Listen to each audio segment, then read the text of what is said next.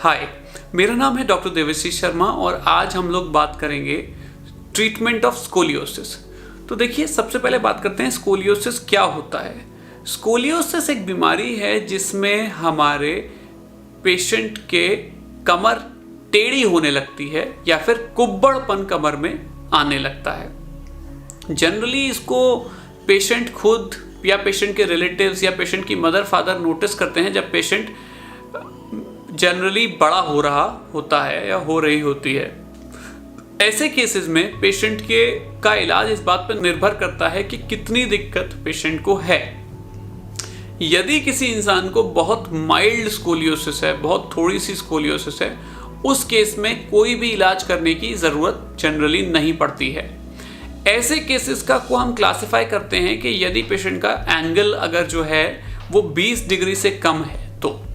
पर ऐसे केस में इस बात का बहुत ध्यान रखना होता है कि जो एंगल है हमारा वो बढ़े ना। तो इसके लिए आपको अपने स्पाइनल डॉक्टर से रेगुलरली मिलते रहना चाहिए और अगर आपका स्कोलियोसिस कम है तो ये चेक करते रहना चाहिए कि एंगल बढ़ तो नहीं रहा।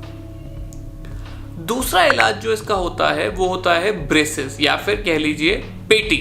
हम कई तरह की पेटियां देते हैं जो स्कोलियोसिस के में आप पेशेंट को पहना सकते हैं, जिससे जो ऑलरेडी रीढ़ की हड्डी में टेढ़ापन आ गया है वो तो ठीक नहीं होता, लेकिन रीढ़ की हड्डी और आगे टेढ़ा होना बंद कर सकती है। ऐसा हम तब करते हैं ज़्यादातर उन केसेस में जिनका कि स्कोलियोसिस का एंगल 20 से 40 डिग्रीज में रहता है। ऐसे केसेस में जो बेल्ट है उसको हम चाहते हैं कि मरीज ज़्यादा से ज़्यादा घंटे तक पहने, कम से कम 16 घंटे और अत्यधिक 23 घंटे तक बेल्ट पहननी चाहिए।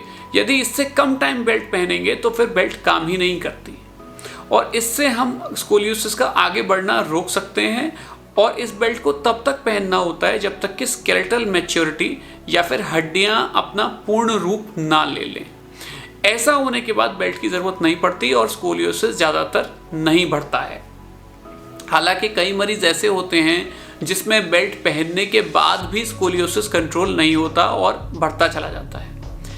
ऐसे केसेस में जिसमें स्कोलियोसिस का एंगल काफ़ी बढ़ जाता है, जिसको हम सीवियर स्कोलियोसिस कहते हैं, जिनका एंगल 45 या 50 से ज़्यादा होता है, ऐसे केसेस में हम लोग सर्जरी रेकमेंड करते हैं। और सर्जरी करने के लिए हम लोगों को रॉड्स और स्क्रू का सहारा लेना पड़ता है और उसके सहारे से हम मरीज़ की रीढ़ की हड्डी को सीधा करते हैं।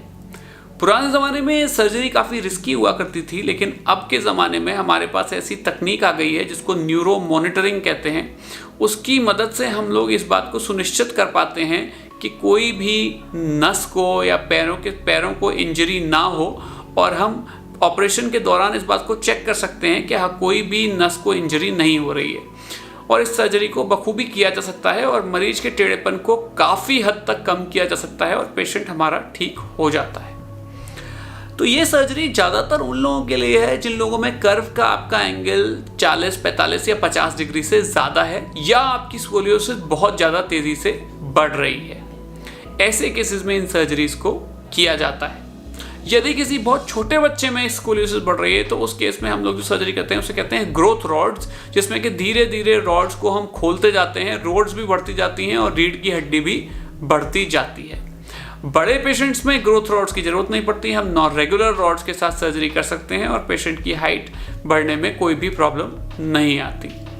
आशा करते हैं इस वीडियो से आपको स्कोलियोसिस की जानकारी मिल गई होगी और जानकारी मिलने के बाद आपको अगर कोई कन्फ्यूजन है या कोई भी बात समझ में नहीं आ रही है तो फिर आप हमसे पूछ सकते हैं नीचे दिए गए नंबरों से और हमसे बात भी कर सकते हैं। हम लोग आपको जो भी यथासंभव जानकारी की ज़रूरत होगी वो प्रोवाइड कराएंगे।